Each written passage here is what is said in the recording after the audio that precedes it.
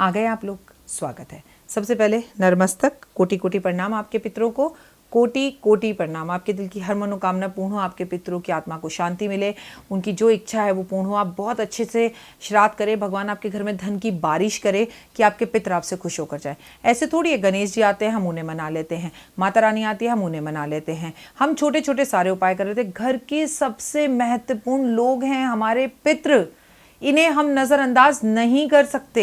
आप समझिए, अपने पितरों को अगर आपने खुश कर लिया तो गणपति महाराज वैसे ही खुश हो जाएंगे।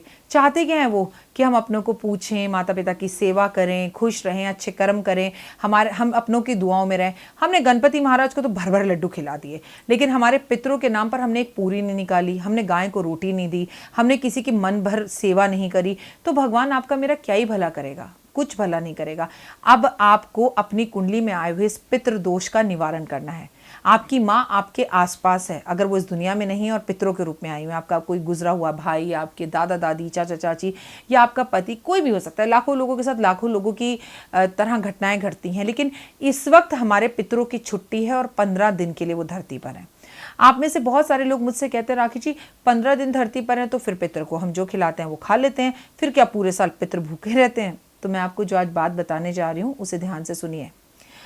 हमारा एक वर्ष पितरों का एक दिन है। जी हाँ, आज आप श्राद्ध करते हैं, फिर एक वर्ष बीतता है, उसके बाद आप श्राद्ध करते हैं, लेकिन वो जो एक वर्ष आपका और मेरा है ना, वो पितरों का केवल एक ही दिन है। तो आप एक बात समझ लीजिए, अगर आप पितरों को अच्छे से रखते हैं तो परम पिता परमात्मा शिव की कृपा आप पर बनी रहती है और काल आपका कुछ बिगाड़ नहीं सकता। किसी भी एकादशी का महत्व बहुत ज़्यादा होता है, लेकिन श्राद्धों में पड़ने वाली एकादशी का महत्व और भी ज़्यादा हो जाता है। कारण मैं आपको बता दूं, क्योंकि सीधी सी बात है भाई, हम नॉर्मली जो भी एकादशी करते हैं वो बहुत अच्छी होती है, लेकिन हर इंसान एकादशी का व्रत नहीं करता। लेकिन कुछ लोग हैं जो इन श्राद्धों में 16 दिन जो एकादशी पड़ती है उसे ज़रूर करते हैं, क्योंकि एकादशी महीने में 2 बार आती है। तो इस बार जब श्राद्ध होते हैं तो एक ही एकादशी आती है। अगर आप ये व्रत रखते हैं तो ये आप अपने पितरों के निमित्त करते हैं, इससे आपके पितर खुश होते हैं और आपको मनवांछित फल देते हैं। तो जानते हैं क्या करना है इस एकादशी पर। ये एकादशी अपने आप में बहुत महत्वपूर्ण एकादशी है। ये एकादशी श्राद्धों में आती है। एकादशी का व्रत जरूर रखना चाहिए और ये व्रत आपको अपने पितरों के निमित्त करना चाहिए। ये फल आपके पितरों को मिलेगा और आपके पितर जब खुश होंगे तो आपको बदले में बहुत सारे वरदान देकर जाएंगे। शंख में गंगा जल भरकर विष्णु जी की पूजा करनी चाहिए और शंख में गंगा जल भरकर या गुलाब जल भरकर या दूध भरकर आपको हरि विष्णु का रुद्राभिषेक करना चाहिए। अब आपके पास अगर भगवान की मूर्ति ना हो चांदी की या पत्थर की, तो आपके घर में शालिग्राम जरूर होगा। शालिग्राम का अभिषेक कीजिए, इससे भगवान बेहद ज्यादा प्रसन्न होकर आपको वरदान देते हैं। तुलसी के सामने गाय के घी का दिया जरूर जलाना चाहिए और भगवान को और तुलसी जी को, हरि विष्णु को पीली बर्फी, पीली मिठाइयों का भोग लगाना चाहिए, जैसे बेसन के लड्डू, जैसे केला, जैसे आम और जैसे मूंग की दाल का हलवा। और तुलसी की 11 परिक्रमा जरूर करनी चाहिए। गाय का कच्चा दूध लेकर उसे सुबह सुबह चीनी मिलाकर अगर आप इस एकादशी वाले दिन पीपल पर अर्पण करते हैं तो ये दूध सीधा निमित्त होता है आपके पितरों को। दूध, पानी, चीनी और काला तिल सबको मिक्स कर लीजिए। पीपल के पेड़ पर 4 मुखी दिया इस एकादशी पर जलाना है, लेकिन केवल और केवल सरसों के तेल का। पितरों के नाम पर दान करें, हवन करें। पितरों के नाम पर कोई भी चीज़, कंबल हो, चाहे पंखा हो, चाहे पानी की टंकी हो, कोई भी चीज़ दान करना बेहद उत्तम है। अगर संडे नहीं है तो आप पीपल के पेड़ को ज़रूर छूइए, प्रणाम कीजिए, क्योंकि उस टाइम पर आप ऐसा मानिए कि आप अपने पितरों को छू रहे हैं। वैसे मैं हमेशा आपको पीपल के पेड़ को छूने के लिए मना करती हूँ, कहती हूँ सिर्फ शनिवार वाले दिन छूना, लेकिन श्राद्धों में जब आप पीपल के पेड़ को संडे वाले दिन के सिवा छूते हैं तो आपके पितर उस पर वास कर रहे होते हैं, तो आप अपने पितरों के पैर मतलब अपने पितरों के पैर छू रहे होते हैं। लेकिन चाहे श्राद्धों का ही संडे क्यों ना हो, आपको पीपल के वृक्ष को संडे वाले दिन नहीं छूना चाहिए। और मेरी इस बात को आगे के लिए ध्यान रखिएगा, आगे अगर श्राद्ध बीत जाते हैं, दिवाली आती है, होली आती है, तो आपको पीपल के पेड़ को केवल शनिवार वाले दिन छूना चाहिए। आप एकादशी पर ऐसा क्या करें कि आपके पितृ जो आपसे नाराज हैं, आपने जीते जी उनको कभी पूछा नहीं, उनका अपमान कर दिया, उनके दिल में कुछ रह गया, तो क्या कर सकते हैं हम ऐसा जिससे हमारे पितरों को शांति मिले? क्योंकि सबसे पहला परम कर्तव्य आपका अपने घर के बुजुर्ग और पितरों के लिए है जो इस दुनिया में अब नहीं रहे। गीता का पाठ करना इन 15-16 दिन में अपने परिवार वालों के लिए कराना परम पूजनीय है। इससे आप खुद भी कर सकते हैं और पंडित से भी करा सकते हैं। इससे आपके पितर आपको आशीर्वाद देते हैं और खुश होते हैं। अगर आप गीता का पाठ ना कर सकें तो आपको गीता की पुस्तक का दान करना चाहिए, ये और भी उत्तम है। छतरी, चप्पल और टॉर्च, जब भी ब्राह्मण भोजन करने घर आए और उसका आप घर वालों का श्राद्ध कर रहे हो तो उन ब्राह्मण को पैर छूकर, टॉर्च जलाकर, छतरी खोलकर और पैरों में चप्पल पहनाकर दक्षिणा देते हुए, शंख बजाते हुए घर के बाहर तक छोड़कर आना चाहिए। ये छतरी, ये चप्पल और ये टॉर्च आपके पितरों के लिए है।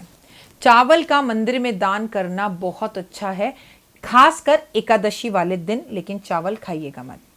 जब इस एकादशी पर आप मंदिर जा रहे हैं तो आप ब्राह्मण को तिलक जरूर करें। बहुत अच्छा है कि केसर का तिलक करें। चांदी का एक सिक्का, उसके ऊपर आप अगर गौशाला का गाय बनी हुई उस चांदी के सिक्के पे तो और भी उत्तम, उसे आप जाकर पीपल के पेड़ पर रखकर आ जाएं और पितरों के निमित्त कर पितरों से अपनी की हुई गलतियों के लिए माफ़ी क्षमा मांगे और उनसे कहें कि मैं आपसे बहुत प्यार करता हूं और आपका जीवन आगे शांतिपूर्वक और बढ़िया रहे, आपकी आत्मा को शांति मिले, ऐसी मेरी कामना है। तो एक आप चांदी का सिक्का जिस पर गाय बनी हो, आप पीपल के पेड़ पर रखकर आ जाएं। ये गाय दान करने के बराबर होगा।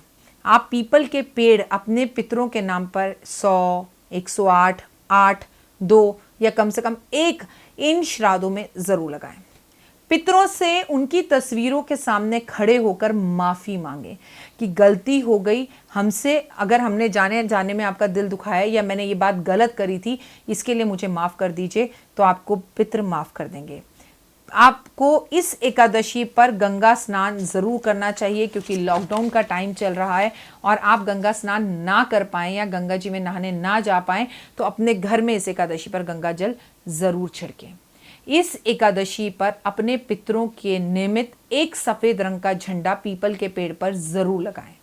इस एकादशी पर एक मटका पानी भरकर उसमें चीनी डालकर मंदिर में जरूर रख कर आएं। और सबसे उत्तम तो होगा कि आप इसे पीपल के पेड़ के पास रख कर आएं, क्योंकि इन 16 दिनों में जो भी दान आपको करना है पितरों के लिए करना है। इस एकादशी पर मीठी रोटी कौवे को, मीठी रोटी गाय को, मीठी रोटी कुत्ते को घी में बनाकर जरूर खिलाएं। जब भी आप एकादशी पर भोजन करें, व्रत खोलें, तो वो व्रत का खाना घी में होना चाहिए। एकादशी वाले दिन आप अपने घर की दक्षिण की तरफ 4 मुखी दिया जरूर जलाएं और वो केवल और केवल पितरों का जो भी दिया हम जलाएंगे वो सरसों के तेल में जलेगा। बिल्कुल क्लियर है। इससे आपके पितरों को भी शांति मिलेगी। उसके बाद घर में आकर भोजन करें। एकादशी पे चावल नहीं खाते, भोजन नहीं खाते, सात्विक भोजन करते हैं, साबूदाने का खाना या फिर आप कुट्टू का खाना या सिंघाड़े का खाना खाते हैं, क्लियर है।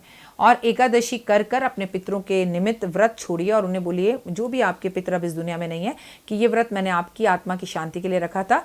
आप खुश रहें, जहाँ रहें सुखी रहें और हमें अपना आशीर्वाद हमेशा देते रहें। उनसे ना वरदान मत मांगो कि मेरा ये काम कर दो, मेरा वो काम कर दो। बस आप उनसे उनकी खुशी मांगो कि हम आपको बहुत मिस करते हैं और भगवान आपकी आत्मा को शांति दे। आप अपना आशीर्वाद हम पर बनाए रखना। उन्हें सदैव ये लगना चाहिए कि आपके जीवन में उनकी कमी है और वैसे भी आप उस कमी को माने या ना माने, सच्चाई तो ये है कि उनके ना होने से आपके जीवन में कमी है। मैं हूँ डॉक्टर वायरा की। ये 15 दिन 16 दिन जो श्राद्धों के हैं, आप पितृ गायत्री का जाप अपने घर वालों के लिए करवाएं, गीता का पाठ अपने घर वालों के लिए कराएं, दान करें। आप जितना उनको याद कर सकते हैं याद करें, जितनी उनसे माफ़ी मांग सकते हैं माफ़ी मांगें। सात्विक जीवन जिए। आप किसी यात्रा पर ना जाएं। कोशिश करें कि किसी ब्राह्मण को यात्रा कराएं। अपने पितरों के नाम पर कोई दान पुण्य करें तो बेहतर होगा। ज़िंदगी आपके नाम पर है। माफ़ी मांगने से सब चीज़ें अच्छी हो सकती हैं। पितरों के लिए अच्छी अच्छी चीज़ें करने से सब कुछ अच्छा हो सकता है। ये 16 दिन फिर आपको 1 वर्ष बाद मिलेंगे।